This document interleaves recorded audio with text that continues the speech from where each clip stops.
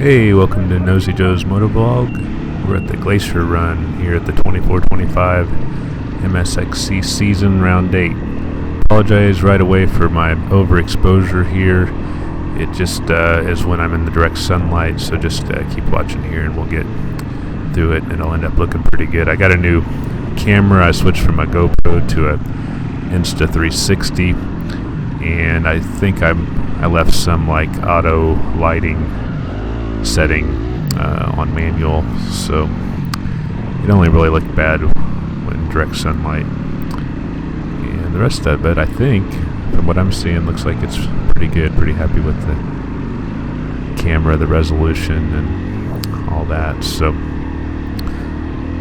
in Senior C, row 15 here, I'm going to show you my second lap of 5. Mostly, the first lap was good, but we started out and it was even brighter sun, so the exposure issue was even more prevalent in lap 1, so I thought I'd just skip over here to lap 2. I finished lap 1 in first place, so I don't think we're going to see any of the guys in my class on this second lap, because to my knowledge, I held first place during this lap. Nobody passed me in my class, so direct sunlight here again, and then we'll get back into the more of the shade. Things will level out. But on my 2003 DRZ 400E, and it was it's supposed to be a high of 45 degrees today, but the trick with the prep on this race wasn't the 45 degrees. It was just seeing that the ground had been frozen all week and really had just reached above freezing for the first time right before the race started. So I prepared for a hard slick race surface, which was pretty much the case. I mean, it did soften up by the time the race was over a little bit, but I think where guys struggled the most for this race wasn't so much the mud, but was the hard slick surface that we had for the majority of the race. So what I did, if you guys been watching my videos, I'd put a JX8 and VX40 on for the 2 races ago. Wasn't the one before Backwoods. Anyway, it was a cold race, the 30-degree race. Basically gummy tires, and my thought there was those gummy tires with the soft lugs and pliable carcass just help you find traction on these hard slick surfaces. So that, combined with the weight of the bike, it really just proved to be a great combination for this race. I just kind of rode it where a lot of guys were struggling with lighter weight bikes and probably harder compound tires, and just struggled to get traction. But I think the DRZ was kind of the cheap bike today with that tire combination. So this guy stops right in front of me.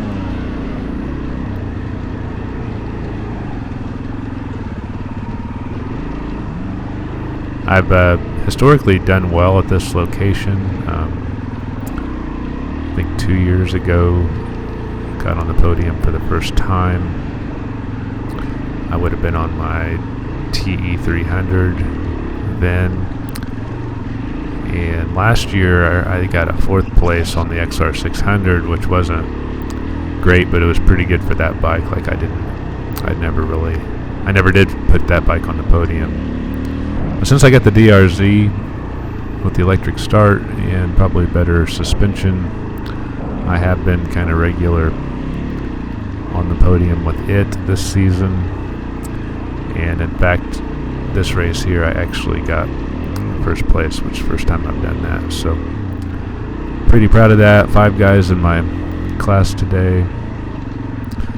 Steve Gastineau got 2nd, and Jason got 3rd on the Yamaha. So there was 4th place guy, I believe, on a KTM and maybe a 5th place Yamaha, so mix of bikes. Steve on the Beta. But everybody was on, lightweight 2-strokes or 254 strokes, I believe. But the DRZ just kind of ate it up. I mean, it got slick. There got to be some ruts here and there, like you're seeing, but nothing like that mutter from last week. The heavy bike thing, when it's just normal conditions, I don't mind it at all. The super muddy conditions, it's a disadvantage, like I talked about last week. It just gets too heavy and you sink in. But today here, where it was a hard surface that was going to keep you up, but the slickness where it was hard to find traction, just a little bit of weight actually helps you find it. So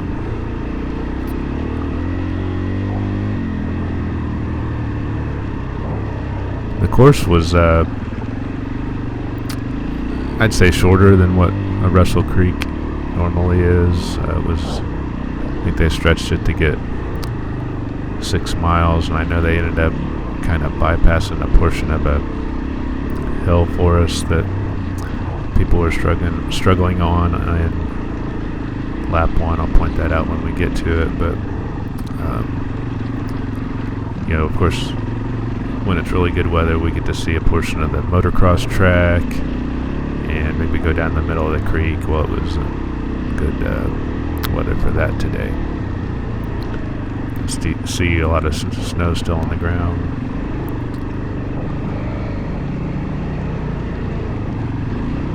Why is he taking a break there? I think I'm coming up behind a senior B rider. Here he used to be my C class. So yeah, I felt pretty good. I was actually keeping pace with some of the B riders and some of the, row 6 guys. It's a CR 250 RX, I believe, if I recall.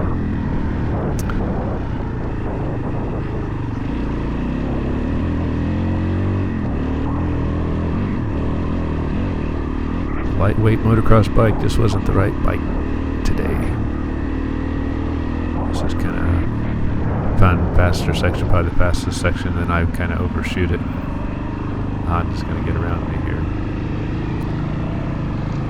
This happens a couple times to me on this course where you get going and all of a sudden you're running it straight into tape.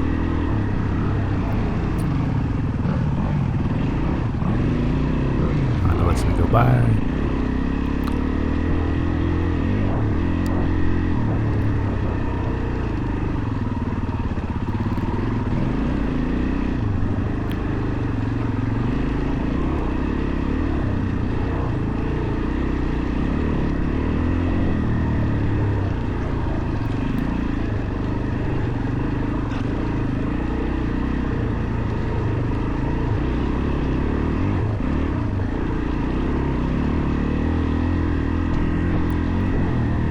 Yes, this Insta360, I think I'm going to like it. This is the camera that Rob Feaster uses on 100-pound weight loss journeys. So I've been watching his videos. I'm like, Rob, your videos are so much clearer and higher resolution than mine. So we'll see once I compile this one and everything. But I think it's going to be an improvement. And if I get this light setting done right, it'll be really good.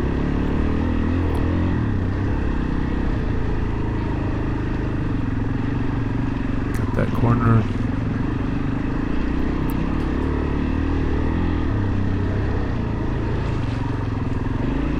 Did have a little trouble with the camera and getting the bolt tight enough to hold the angle. It was wanting to droop on me, so I noticed as the race continues, you ended up looking a little bit more at my handlebars than I would like. So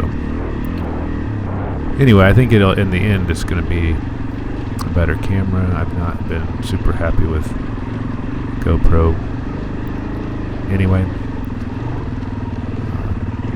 Insta360, I guess, has some co-development with Leica, which is a very old, I think, German camera brand. So they're not a heck of a lot cheaper than a GoPro, but I mean, the battery use, for one thing, was great. I think I got 4 of the 5 laps recorded before it died. And a GoPro with the Enduro battery doesn't do that.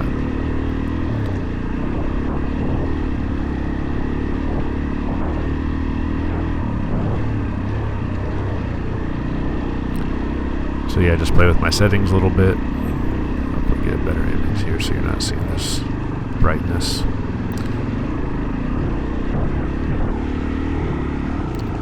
In some ways, I think this second lap, it was my fastest lap, the conditions were the best. We kind of broken through the worst of the slick spots and kind of roughed them up. It was before the track thawed out enough to get kind of super slick, where the mud became a factor.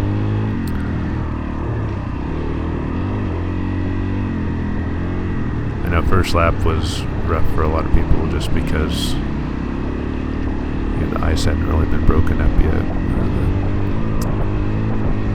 the frozen portions of the ground.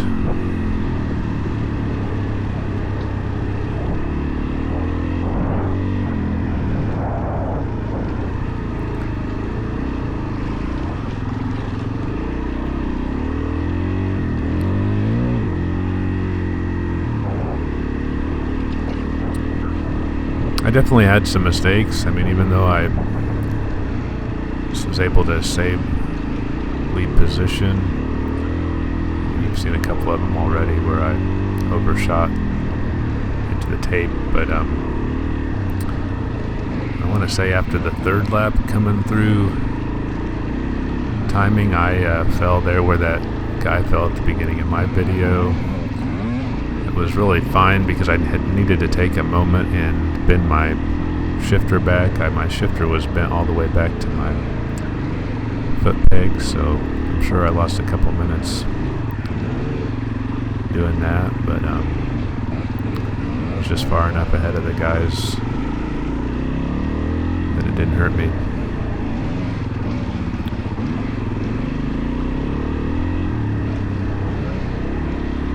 Another cool thing that happened today is Brandon Brewer from Bet B, he brought over to my truck his brand new 2025 YZ250FX. And that's a bike I'd been really kind of studying and reading the reviews on, because for the 25 model year, it's when the 250FX gets the latest and greatest generation of chassis and everything that's kind of trickled down from the 450 motocross bike. And on top of that, a lot of the reviewers on YouTube and stuff are saying that the KYB, which is always, pretty dang good, was really some of the best out of the box that they've seen, even amongst the YZ bikes. So I'm still a little too heavy to at least not have it resprung, but I was interested to see how that bike rode. So he let me kind of ride it around the parking lot. So the first time I rode it around, it was in like a Kiefer torque setting, and man, that thing was way too responsive for what I'm used to, and it just constantly wanted to pull the front wheel up. And that would be bad for me, like any time, and especially on a race like this. So came back to the truck, and he put in like a more mellow tune with the Bluetooth, and just instantly changed that bike. It like changed the engine braking. It just kind of took the hit out of it. I still think I'd probably need, like, even with the mellow, like a G2 throttle tamer, you know, where you have a throttle cam that kind of gives it less throttle early in the rotation to get it anywhere near what I'm used to with the DRZ, because the DRZ, I mean, it has like a literal dead spot before it pulls the cables, because I've just kind of put slack in the cables to make it that way, and it's just very forgiving, because that way when I'm going over bumps and yada yada, I'm not constantly tweaking the throttle input. Oh, there's another mistake. Slid into the corner and killed it. And so I like a very forgiving throttle, and you know, I don't want the bike constantly herky jerky, because you know, I'm twisting on the throttle a millimeter. So anyway, it seemed like a really nice bike. The suspension, it was hard to tell without really trying to ride it at speed through some terrain, not just a parking lot, but I mean, it seemed pretty good. I mean, it's stiff. I think the bike only had 2 hours on it, but I mean, it seemed good. That guy was happy to run me into the tree there. I guess it's not my own fault. This was definitely a race that it became problematic to pass people, because you know, it was a lot of single track and stuff, but also just people had trouble staying in a straight line. So you'd go to pass them and then they'd slide over into your lane. So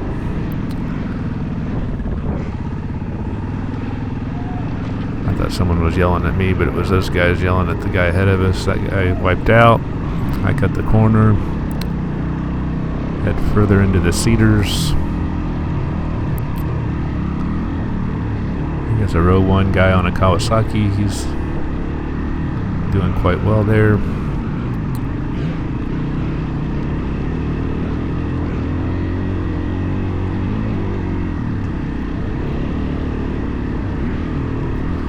But anyway, Brandon's time turned out to be real similar to mine. The 5-lap, 2 hour and 10-12 minute range. So he was running just factory tires and hadn't really done anything but set the sag on the suspension. So I'm curious to see what he thought of the bike in retrospect after the first race. He normally rides a gas 300 two-stroke, but so that'd be quite a change.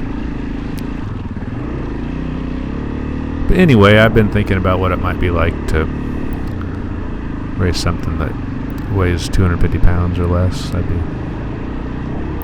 nice. I know last week got me thinking about that after the mutter. But today I was quite proud of my 310-pound bike. Didn't mind the extra weight at all. Here's Cash on his four-wheeler.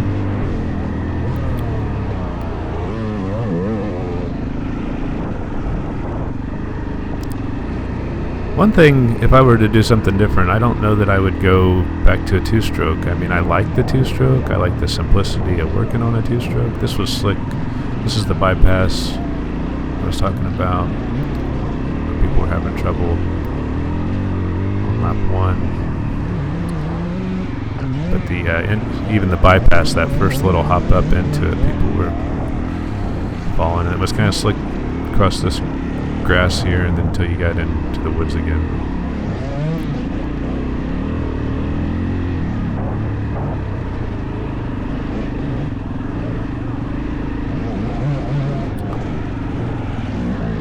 The cool thing also about the DRZ is I do have a street title for it and the plate and everything, and I don't know how easy that would be to get on a YZ250FX. I mean, in Kentucky you get a title, but it's not like you're just stuck with an MSO like some states, but I don't think it's a street legal title. I think it's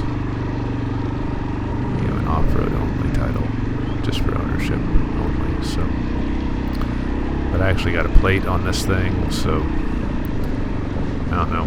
There's a lot of advantages This guy's driving me crazy. I can't get... Dude, come on! I can't pass him on either side.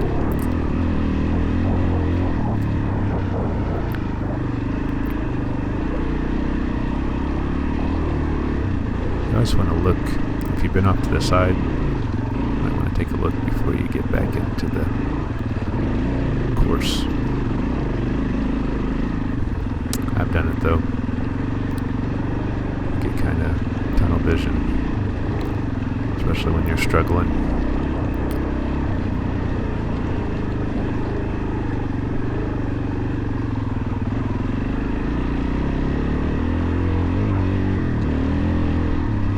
See some spectators up here. Apparently I got some fans, or maybe someone behind me does.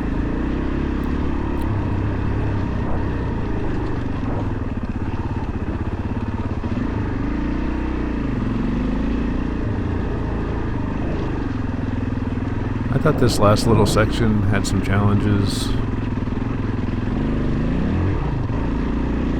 Kind of a rocky hill climb here.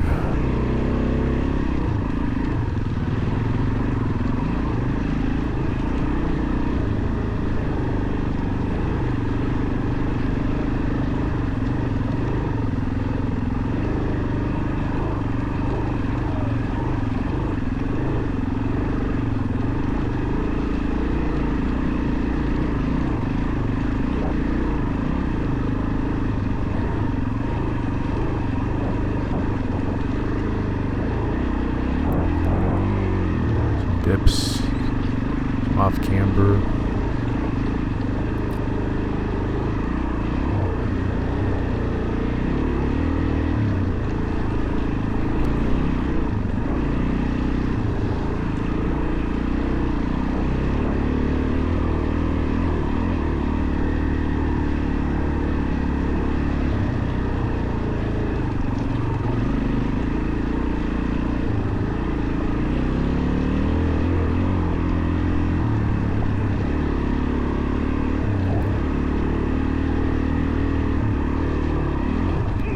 About lost it, and that would have been really bad. I decided to just kind of bail left because I had the feeling that I was going to end up down that hill.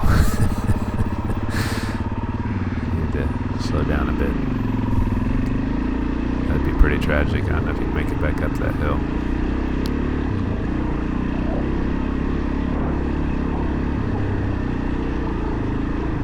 There's a couple places made you feel like you might go over the side. Kind of a slick turn here, trying to keep her moving.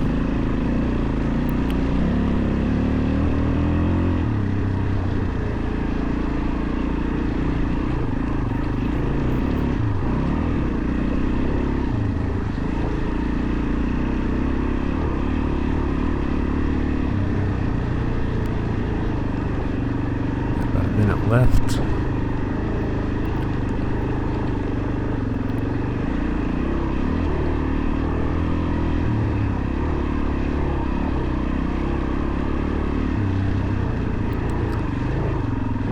Anyway, I want to thank everybody that's been watching my videos. We got 2 more rounds for this season, and I'm going to try hard to finish strong. Getting the first place today was really great. Never have done that before. So just got to finish up the season strong and try to do well in the series. So with that, I'll see you guys second weekend in February. Later.